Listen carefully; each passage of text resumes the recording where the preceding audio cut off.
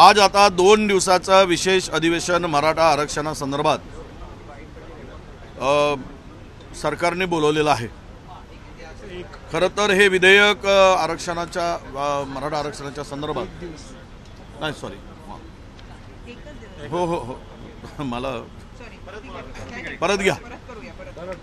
मराठा आरक्षणाच्या संदर्भात आजचा 1 दिवसीय जो अधिवेशन आयोजित केला आहे, या सरकारतर्फे जे विधेयक मांडण्यात येणार आहे, खरं मला वाटतं की या सरकारचा उपराटा कारभार आहे। पहिल्यांदा 11 वाजता राज्यपालांचं अभिभाषण होणार, मग गटनेत्याची बैठक होणार, म्हणजे राज्यपाल बोलून जातील आणि मग गटनेत्यांनी चर्चा करायची। मला कळत नाही की इतकं भांबावलापणा, प्रथा, परंपरा याची काही यांना जाण आहे की नाही। पूर्वी गटनेत्याची बैठक घेऊन त्यावर जर सर्वमत करून घेण्याची माहिती घेण्यासाठी प्रयत्न केला असता, चर्चा झाली। अमृत नोनी आर्थो प्लस ये एक प्रूवन फॉर्मूला है। इसमें मौजूद नोनी फल के गुण और आयुर्वेदिक जड़ी बूटियां शरीर को जरूरी पोषक तत्व देने के साथ साथ हड्डियों और जोड़ों के घिसने, उनमें होने वाले सूजन और दर्द को रोकने में मदद करता है। दर्द मुक्त जीवन के लिए अमृत नोनी आर्थो प्लस। त्या विधेयकातल्या मसुद्यावर काही गोष्टीवर प्रकाश टाकता आला असता आणि समन्वयाने मराठा समाजाला न्याय देता आला असता, परंतु उलटं काम या सरकारने केलं आहे। अगोदर राज्यपालाची बैठक, महोदयांचं भाषण आणि त्यानंतर मग गटनेत्यांची बैठक। म्हणून मला वाटतं की सरकारला समन्वय ठेवून काम करायचं नाही, सरकारला विरोधकांना विश्वासात घेऊन काम करायचं नाही, अशी एकूण या सरकारची परिस्थिती दिसते। एकूण हे भांबावलेलं सरकार आहे आणि यांना सर्व प्रथा आणि परंपरा मोडीत काढण्यासाठी किंवा मोडीतच काढलं आहे त्यांनी, अशा प्रकारची स्थिती निर्माण केलेली आहे। सर, आज 1 दिवसाचं अधिवेशन आहे मराठा आरक्षणाला घेऊन, पण कुठेतरी या म्हणजे हे जे अधिवेशन घेतलं जाणार आहे त्याच्याने काहीच होणार नाही असं राज ठाकरे म्हणाले। हे सगळं हा जो मुद्दा आहे तो सुप्रीम कोर्टाच्या ह्याच्यामधला आहे आणि केंद्र सरकारचा आहे, त्यामुळे हे सगळं टोलवाटोलवी चालू आहे असं राज ठाकरे म्हणतात। तर यातून काही निष्पन्न होईल का? नाही, आता असं आहे की मी आज तरी ते राज ठाकरे काय म्हणतायत त्या संदर्भात मला बोलता येणार नाही, पण एक नक्की की हे विधेयक मराठा समाजाच्या हितासाठी असेल तर त्यावर नक्कीच सकारात्मक चर्चा होईल आणि मराठा समाजाला न्याय मिळेल। आता विधेयकातील मसुदा आज आता आमच्या साईडवर टाकला गेलेला आहे। आता आम्ही ते 17 पानाचे विधेयक आहे आणि अनेक मुद्दे त्यामध्ये आहेत। त्यातील आम्ही आमच्या पक्षांतर्गत बैठक आहे, त्या बैठकीमध्ये कोर कमिटीच्या बैठकीमध्ये आम्ही ही चर्चा करू आणि त्यानंतर आम्हाला आमचं मत स्पष्टपणे मांडता येईल। केवळ गटनेत्यांना बोलण्याची संधी दिली जाणार आहे। अनेक आमदार आहेत ज्यांना या मुद्द्यावर आपलं मत मांडायचं आहे, परंतु सगळ्यांनाच बोलण्याची संधी मिळणार नाहीये असं कळतंय। केवळ गटनेते बोलतील असं कळतंय, तसं झालं तर एक असंतोष दिसून येऊ शकतो। नाही, नक्कीच मला मागच्या वेळेस पण हे विधेयक एकमताने मंजूर करायसाठी लावलं आहे। शेवट फलित काय, सर्वोच्च न्यायालयामध्ये जर ते टिकलं नाही, त्याच कुठल्याही विधेयकावर 1 दिवस काय 4 दिवस ठेवा अधिवेशन। आम्ही मागच्या वेळेस म्हणालो होतो की तुम्ही कोणत्याही परिस्थितीमध्ये हा स्पेशल अधिवेशन घ्या।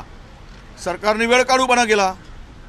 आमची मागणी होती, विरोधकांची मी मागणी केलेली होती, परंतु त्यांनी त्यावेळेस 1 दिवसीचं अधिवेशन घेण्यासाठी सरकारने नकार दिला।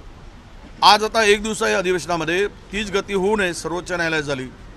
कुठल्याही विधेयकावर चर्चा करून विधेयक संमत झाला तर ते लोकांच्या हिताचं राहील आणि ते टिकेल सुद्धा, परंतु तशी भावनाच सरकारची नाही। क्रेडिट घेण्यापायी सरकारला समाजाला खड्ड्यात टाकण्याचं काम हे सरकार करत आहे असं मला ऐकून या पद्धतीवर दिसते आहे। वडेट्टीवार साहेब, तुम्ही ओबीसी समाजाच्या वतीने राज्यभरात सभा घेतलेल्या आहेत, मात्र आज जर सभागृहात तुमच्यासारख्या ज्येष्ठ नेत्यांना जर बोलण्याची संधी नाही भेटली आणि जर विधेयक पारित झालं तर ते नाही कोर्टात टिकलं तर भविष्यात पुढे काय होणार? सरकार जबाबदार राहील। मराठा समाजाला उद्ध्वस्त करण्याचं पाप जर करायचंच असेल तर ती चर्चा न करू देता हे विधेयक पास करतील। अधिवेशनाला सुरुवात पण झालेली नाहीये आणि मंत्रालय परिसरात मुख्यमंत्री आणि दोघी उपमुख्यमंत्र्यांच्या आभाराचे बॅनर तर झळकत आहेत, कसं पाहता याकडे? नाही, आता बॅनर आत्ता झळकलेत आभाराचे, उद्या बॅनर उतरवल्यावर माहीत होईल की ते लोकांच्या फायद्याचं आहे की नुकसानीचं आहे। एवढंच नशीब की त्या बॅनरला कोणी काळं फासू नये। धन्यवाद। सर हिंदी में बता दीजिए। देखिए, एक दिन का स्पेशल सेशन आज बुलाया गया है, वो मराठा रिजर्वेशन को लेकर बुलाया गया है। और मुझे लगता है कि इसके पहले भी हमने मांग की थी, पर सरकार ने देर की और राज्य में बहुत सारे आंदोलन खड़े हुए, लोगों को तकलीफ हुई। पर आज भी ये सरकार का मुझे लगता है कि नियम कुछ कानून से काम चले ऐसा इनको लगता नहीं है।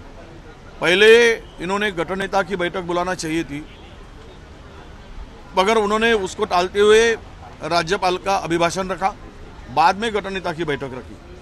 अगर इनको सर्वसम्मत से ये बिल पारित करना है, मराठा समाज को हित में कुछ निर्णय लेना है, तो सबको पहले विश्वास में लेकर गठन नेता की बैठक लेकर बाद में गवर्नर का स्पीच रखना चाहिए था। इससे यही उपाय होता है कि गवर्नर अपने स्पीच में कहेंगे और फिर चर्चा करके गठन नेता की फायदा क्या होगा। तो ये सरकार में कोई तालमेल नहीं है। ये सरकार शासन जो है हमारे यहाँ का, ये कोई कानून को ताक पर रखकर काम करना चाहती है। इनको कानून कायदे से कुछ लेना देना नहीं है।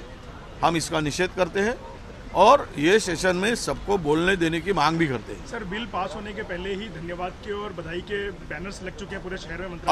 अभी 17 पेज का ये बिल आया है। बिल को हम उसका चिकित्सा कर रहे हैं और विशेष रूप से इसमें मुझे तो कोई नया दिख नहीं रहा है। जो पिछली बार गायकवाड़ कमीशन ने जो किया था वही दिख रहा है। अगर यह सुप्रीम कोर्ट में बिना चर्चा से अगर पिछली बार पारित किया था, अगर वही स्थिति अभी हुई तो मुझे नहीं लगता है इससे कुछ ज़्यादा हासिल होगा।